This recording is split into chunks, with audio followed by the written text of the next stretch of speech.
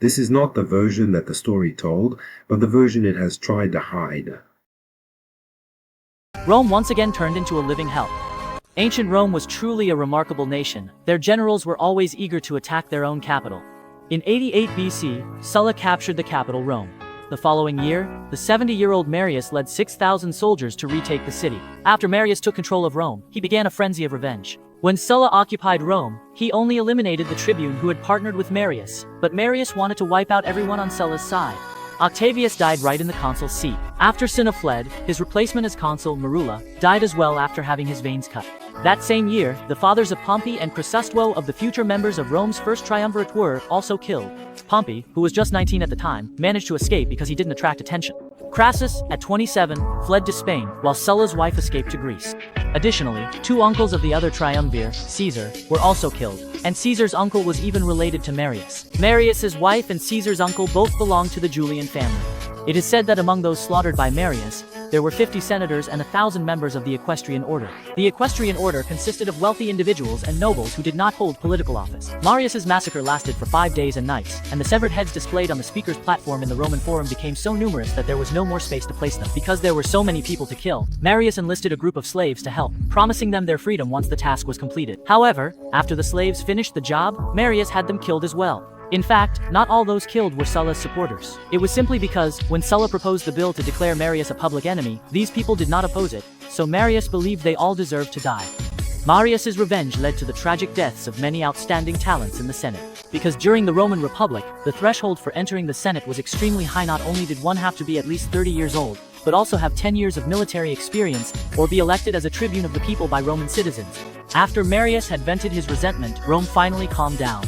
Marius and Cinna were elected as consuls for the following year, that is, the year 86 BC. This was already Marius's 7th time serving as consul, but this time he only held the position for 13 days before he passed away. This outstanding general died at the age of 70. The consul position left vacant after Marius's death was filled by Flaccus, a supporter of Cinna. After coming to power, Cinna allowed new citizens to vote in the electoral district where they lived, so that new citizens finally had the same rights as the old citizens. Grateful to Cinna, the new citizens continued to vote for him, allowing him to be re-elected as consul. Having replaced Marius as the representative of the populares, Cinna did not forget the poor at the bottom of society. He pushed through a law requiring creditors to forfeit 3/4 of the original loan principal. These creditors could still collect interest as usual, but could only recover 1/4 of the principal. This approach offended many wealthy members of the equestrian class. Cinna also took advantage of the favorable voting power of the new citizens and lower-class citizens to remove Sulla from his position as commander-in-chief of the Eastern expedition, confiscate the property of Sulla's faction, and expel these people from the country. Cinna was well aware that the king of Pontus had already invaded Roman territory, but compared to the king of Pontus he feared Sulla even more.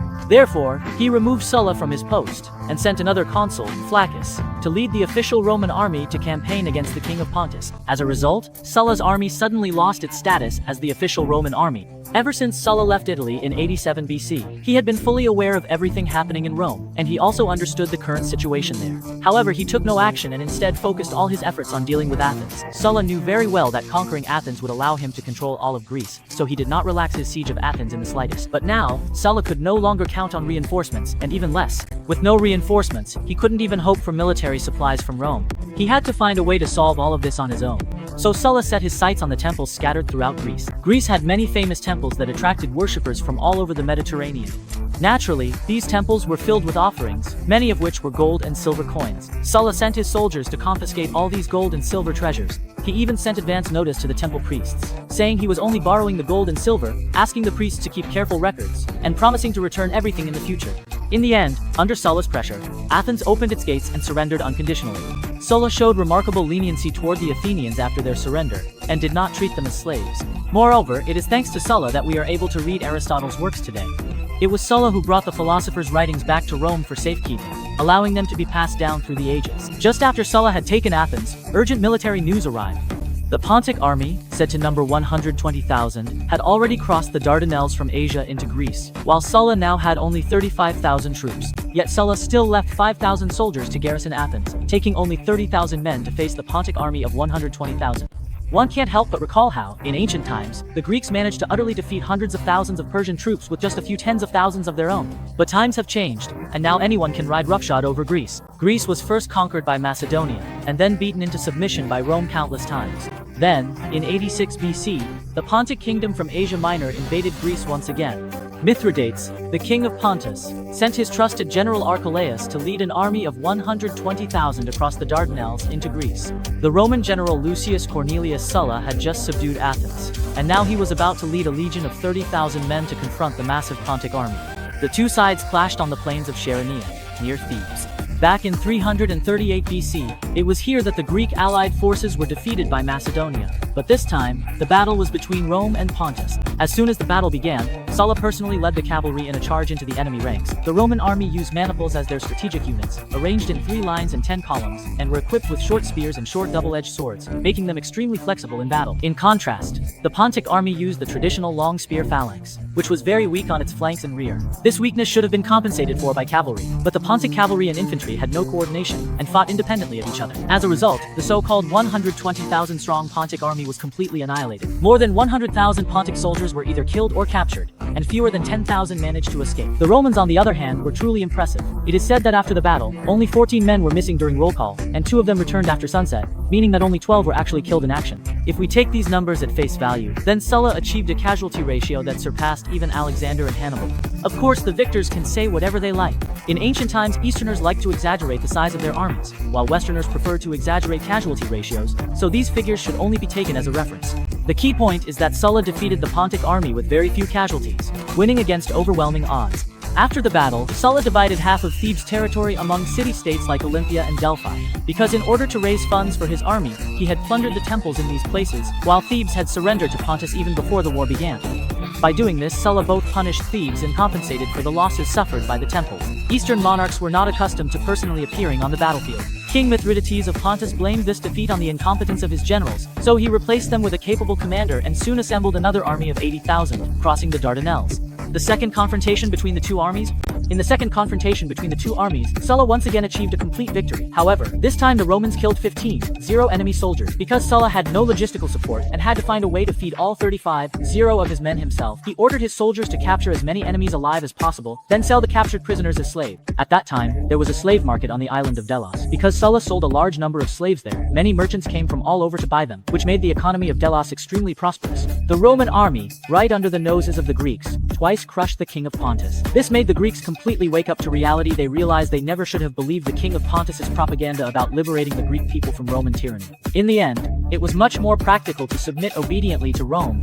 Although Sulla had already brought the situation in Greece under control, Pontus still occupied the western coast of Asia Minor. Because the king of Pontus was collaborating with the Aegean pirates, control of the sea was also in his hands. Sulla had already sent his deputy to Egypt to prepare a navy, but until the fleet arrived, there was nothing he could do about Pontus. While Sulla was waiting for the navy, Flaccus, sent by Cinna, had already led the regular Roman army to land in Asia Minor. However, the commander-in-chief Flaccus and his deputy Fimbria did not see eye to eye, and on top of that, Flaccus was an incompetent and mediocre leader, which made the soldiers very dissatisfied with him. As a result, a mutiny broke out in the army. The commander-in-chief Flaccus was killed, and the army came under the command of Fimbria. Fimbria then led the Roman army in Asia Minor to fight the Pontic forces, and once again the Pontic army was defeated. Now, all three factions were in a difficult situation. Because Sulla was currently wanted by Rome, he and Fimbria were also in a state of hostility. With all three factions hostile to each other, the first to lose patience was the king of Pontus. He chose to negotiate with the stronger side, so he sent Archelaus, the defeated general from the Battle of Chaeronea, to Sulla's camp to negotiate. However, the king of Pontus felt that Sulla's terms were too harsh, so he did not respond to Sulla immediately. Just as the king of Pontus was hesitating, Sulla's deputy returned with warships. Egypt did not help Sulla. Instead, it was Rhodes that provided some warships to Sulla's army. When the king of Pontus saw that Sulla now had a navy, he hurried to personally negotiate peace with Sulla again. In the end, the king of Pontus was no match for Sulla. Pontus returned all the territories it had previously seized from Rome, handed over its entire navy to Sulla, and also had to pay Sulla war reparations. However, Sulla's soldiers were very dissatisfied with this outcome. When the king of Pontus invaded Roman territory, he killed 80,000 Roman citizens and their slaves. The soldiers felt that the punishment for Pontus was far too lenient. Sulla explained, "If our terms are too harsh, Pontus will turn to Fimbria for peace.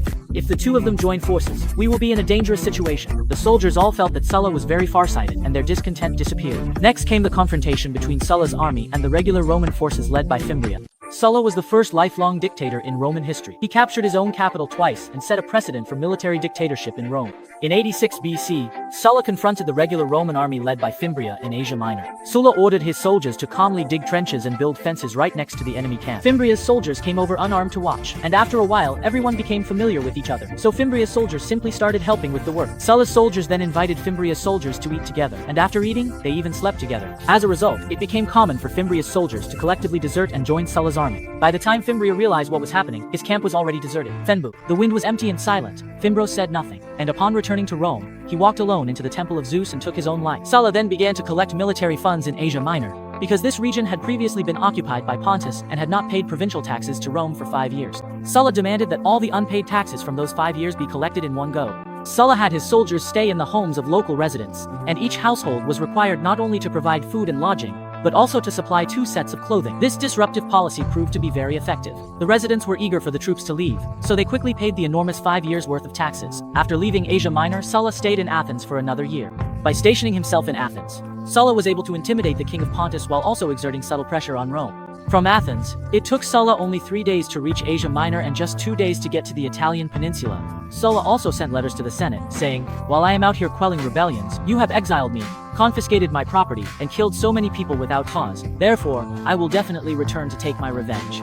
In order to deal with Sulla, who was about to return for revenge, Consul Cinna began gathering volunteer soldiers in a small port town in central Italy. However, Cinna did not send anyone to organize or form units, so these volunteer soldiers wandered around the town like vagrants, causing chaos throughout the area. Just as Cinna was about to lead this disorderly force into battle, he lost his life due to a minor accident. Cinna died at the end of 84 BC. In the spring of the following year, that is, 83 BC, Sulla landed with his army at the southern tip of Italy. If he marched along the Appian Way, it would take only half a month to reach the gates of Rome. However, it took Sulla 2 years to fight his way back to the capital, Rome. Along the way, many supporters of Sulla joined his ranks, including Crassus, who had fled to Spain after his father and brother were killed by Marius, and now returned. There was also Pompey, who came from a great landowning family and led 3 legions he had raised at his own expense, joining Sulla's forces. Additionally, the legions stationed in the north to defend against the barbarians also joined Sulla. In this way, Sulla's army had grown to 75,000 men. The Roman consuls, for their part, recruited 120,000 men from across the country to stop Sulla. Both sides were Roman citizens, and they didn't even know what they were fighting for. On the front lines, their slaughter was driven only by mutual hatred. This is the most tragic aspect of civil war. This war, which engulfed the whole of Italy, finally ended at the end of 82 BC. At the age of 56, Sulla once again became the ruler of Rome. Marius unleashed a massacre out of personal vendetta, while Sulla did so to eliminate his opponents, but the outcome was the same for both. Sulla gathered 4,000 soldiers who had been forced to surrender under the walls of Rome at the gladiatorial market and had them all killed. The agonized screams of the dying filled the air, leaving the senators of the Senate pale with fear. But Sulla coldly said, "This is the punishment they deserve." Sulla also freed 10,000 slaves, allowing them to use his own family name, Cornelius, in their names. In reality, these people became Sulla's executioners in purging his enemies. They dug up Marius's grave and threw his remains into the Tiber River. Marius's victory monuments were destroyed. Marius's only remaining adopted son was tortured to death. Sulla also compiled a list of punishers numbering as many as 4,700 people and issued bounties, so no matter where these people hid, they would be hunted down. Most of these people were executed without trial, and their confiscated property was auctioned off at low prices. Crassus, who later became one of Rome's first triumvirate, made his fortune by buying up these auctioned goods. There was one more person on Sulla's list of punishments, Gaius Julius Caesar. This was because Marius's wife was Caesar's aunt, and Cinna had also married his 16-year-old daughter to Caesar. He gave it to Caesar. Based on these 2 connections alone, Sulla believed that Caesar had to die. However, everyone tried to dissuade Sulla, saying that Caesar's father was already dead. He was the only heir of the Julian family, and he was only 18 years old, with no political actions to his name, so let him live. Only then did Sulla reluctantly pardon Caesar. But Sulla demanded that Caesar divorce Cinna's daughter. Sulla did this not just to target Caesar. He also demanded that Pompey, who had led 3 legions to support him, get a divorce as well. This was because Pompey's father-in-law belonged to the Popularis faction represented by Marius and Cinna, and Pompey's father-in-law had also been killed by Sulla. Pompey obediently complied with Sulla's order after divorcing his wife. He married a girl from Sulla's wife's family. But Caesar was not Pompey. He refused to divorce Cinna's daughter, which infuriated Sulla.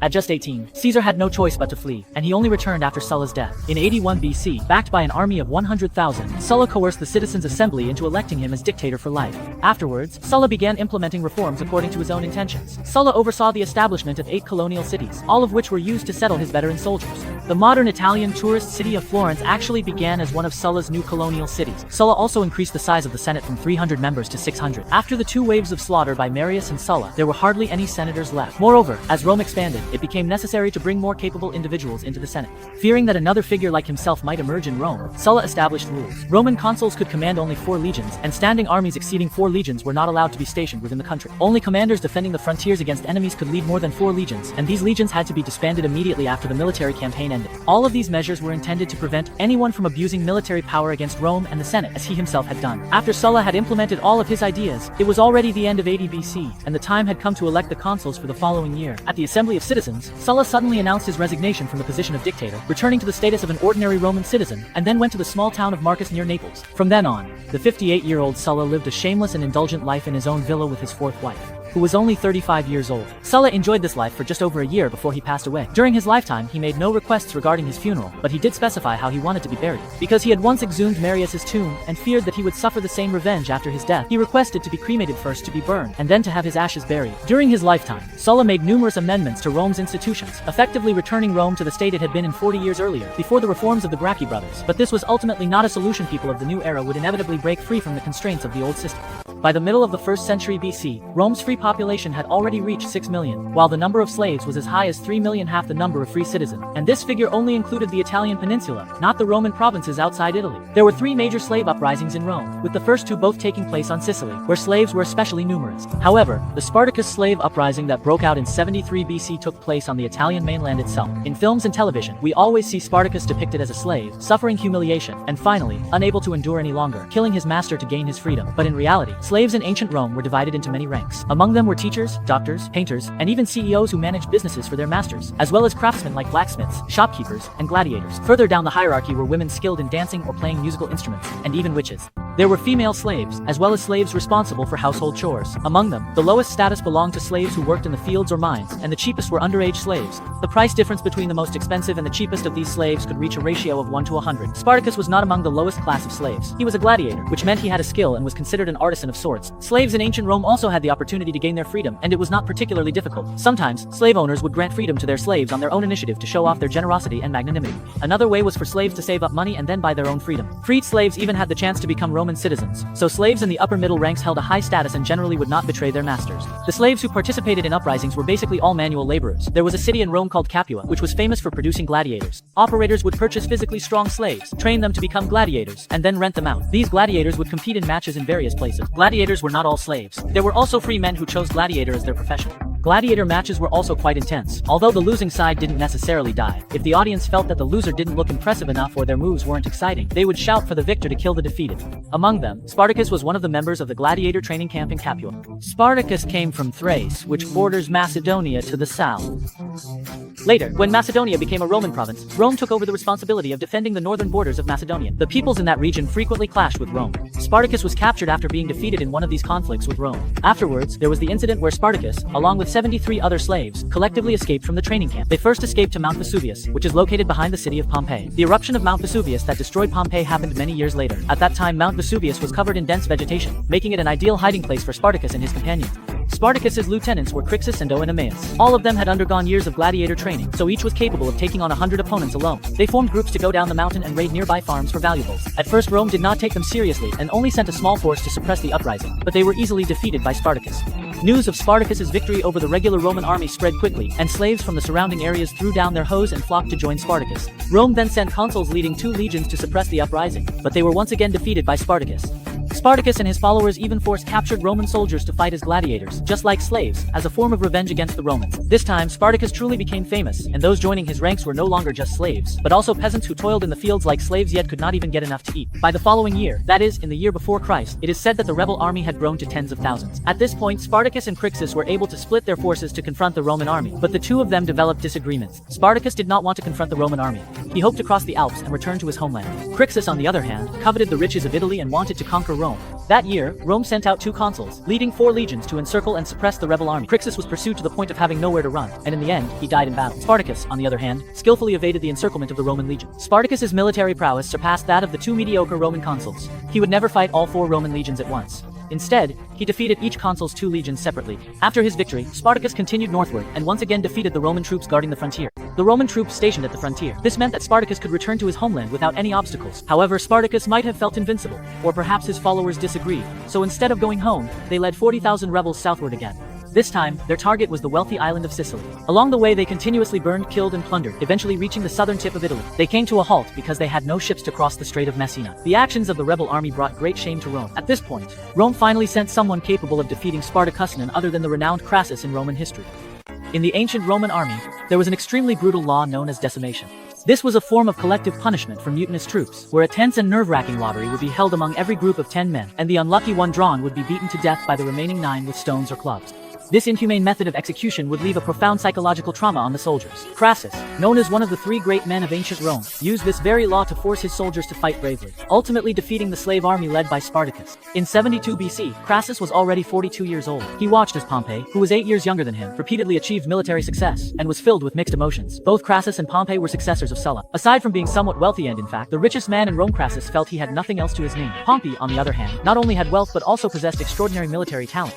When Sulla was fighting against the faction of Marius, Pompey led 3 legions he had assembled himself into battle. After Sulla's victory, Pompey, acting on Sulla's orders, pursued the defeated Roman consuls all the way from Rome to North Africa, ultimately wiping out the remaining anti-Sulla forces. At that time, Pompey was only 25 years old, yet Sulla agreed to let him hold a triumphal procession in honor that even Scipio Africanus had not been granted at such a young age. Sulla also bestowed upon Pompey the title of Magnus. Magnus means the Great, and before this the only person to have received this honorific was Alexander the Great. The term later translated as the Great by future generations actually originates from the Latin word magnus. While Sulla was alive, Pompey never dared to use this title. It was only after Sulla's death that Pompey dared to call himself Pompey Magnus. When Sulla was fighting against the Marian faction, there was another person who escaped Marius's deputy, Sertorius. After fleeing to Spain, Sertorius began stirring up trouble again. Sertorius was indeed quite capable. Rome sent large armies against him multiple times to no avail, and in the end, only the young Pompey was dispatched to deal with him. As soon as Pompey took the field, he indeed wiped out Sertorius and the other rebels. When Crassus heard that Pompey was about to return in triumph, he was almost driven to tears with anxiety, because he had been ordered to lead 8 Roman legions, totaling 50,000 men, to fight against Spartacus and his 40,000-strong slave army in southern Italy. However, he lost the very first battle against Spartacus.